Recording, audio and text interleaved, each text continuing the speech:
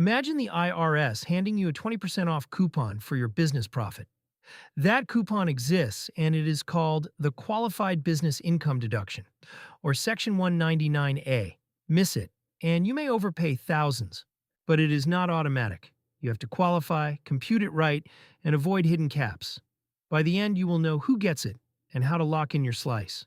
Quick warning, it is not a credit, it does not lower self-employment tax, and wages do not count. Still worth it? Absolutely, if you play within the rules. Let us map them with simple numbers. The QBI deduction is a special write-off worth up to 20% of your qualified business profit. It is a personal deduction on your Form 1040, below the line, and you get it whether you itemize or not. Picture your profit as a pie. QBI lets you slice off a 1 in 5 piece and pay income tax on the rest. You do not get cash back, but you trim the taxable slice. Qualified business income means net profit from a trade or business. It excludes W-2 wages, guaranteed payments to partners, most investment items like interest, dividends, and capital gains. Rental income may qualify if it is a business. There's also a small add-on for 20% of qualified RET, dividends, and PTP income. Great if you have them, but this quick guide focuses on the core QBI from your own business. Two big limiters control your slice: your taxable income cap and a wages or property test that turns on at higher incomes. For certain service businesses, extra limits can phase the deduction out as income climbs. You claim it on Form 1040 using Form 8995 or 8995A. 8995 is the simple worksheet for most people. 8995A is the long form for higher income or more complex situations. Big news for 2026. The QBI deduction was made permanent by the One Big Beautiful Bill Act. There is also a new $400 minimum deduction if your QBI is at least $1,000 and you materially participate. The phase-in window widened too, now $75,000 for singles and $150,000 for married filing jointly. If you freelance, drive, design, or sell on Etsy as your own business, you are likely in. If you own an S-corp or a partnership that passes you income on a K-1, you are in. When you show a business loss, there is no QBI this year, and the loss can reduce future QBI. If it is a hobby, not a business, no dice. Pure investment income does not count. Are you in health, law, accounting, consulting, financial services, athletics, or performing arts? Those are specified service trades. Your QBI can phase down and even out at higher income, but under the threshold you still get it. Start simple. You have $100,000 of Schedule C profit and taxable income of $90,000 after deductions. No capital gains. Under the threshold, your QBI deduction is 20% of $90,000, so $18,000.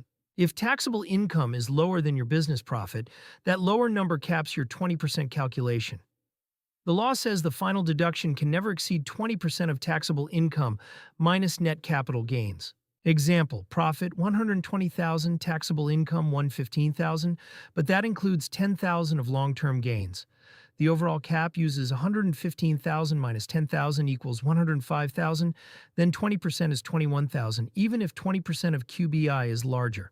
If you have multiple businesses, you compute QBI for each, apply any limits, and then combine. Losses from one can offset profits from another, and suspended QBI losses carry forward to reduce future years. Above the income threshold, non-service businesses face a wages and property limit. Your deduction for each business becomes the lesser of 20% of QBI, or the greater of 50% of W-2 wages, or 25% of wages plus 2.5% of property. Example, your S-corp shows $140,000 of QBI and paid $60,000 of W-2 wages. 20% of QBI is $28,000. The wage limit is 50% of wages, or $30,000. You are allowed the lesser, so $28,000. Now say wages are $10,000 and you own $500,000 of qualified equipment, unadjusted basis. 25% of wages is $2,500, plus 2.5% of property is $12,500, total $15,000. If 20% of QBI was $18,000, you are capped at $15,000. For specified service trades, once you pass the threshold, the deduction starts shrinking based on a formula and can hit zero at the top of the phase-in range. Under the threshold, service businesses still get the clean 20% calculation. On your return, the QBI deduction shows on Form 1040 as a separate line and does not reduce self-employment tax. States vary. Some follow it, some do not, so your state refund may differ. Counting W-2 wages from your job as QBI is a classic mistake. Wages are not qualified business income, and they do not help you unless they are paid by your business for the wage test. For S-corp, forgetting to pay a reasonable salary can backfire. Pay too little and you risk penalties. Pay too much and you shrink QBI because the profit left over is what generates the deduction. Sole proprietors often forget that the self-employed health insurance deduction and retirement plan contributions reduce QBI. They help taxes overall, but they also lower the 20% base, so you need to model both effects together. Ignoring the capital gains cap can be costly. Big stock gains in a year can reduce the overall 20% ceiling, even if your business profit is strong, so plan sales timing when possible. Using the wrong form trips people up. If your income is under the threshold, Form 8995 is usually right. Over it, use 8995A. Also track QBI loss carryforwards year to year. Rentals confuse many owners. A one-off rental often is not a business, but a real regular rental operation can be, and there is a safe harbor with record-keeping and hours criteria that can help. Pro tip: manage your taxable income around the threshold. Pre-tax retirement contributions, timing equipment purchases, and bunching deductions can keep you under the line where the clean 20% applies, and service business phaseouts do not bite. For S-corp, find a wages sweet spot. Enough salary to satisfy the IRS and help the wage limit, but not so high that you starve QBI. Run scenarios with 60,000, 80,000, and 100,000 salaries to see the trade-offs. Own multiple related businesses? Consider an aggregation election so wages and property from one can support QBI in the other. The rules are strict and must be disclosed, but done right, it can unlock a larger deduction. For rentals, document hours, services, and separate books. The safe harbor asks for 250 hours of activity and contemporaneous records. Even if you do not use the safe harbor, the same records help prove a real business. Estimate QBI correctly. For sole props and partners, subtract the deductible half of self-employment tax, self-employed health insurance, and deductible retirement contributions tied to the business before taking 20%. That prevents overclaiming and notices.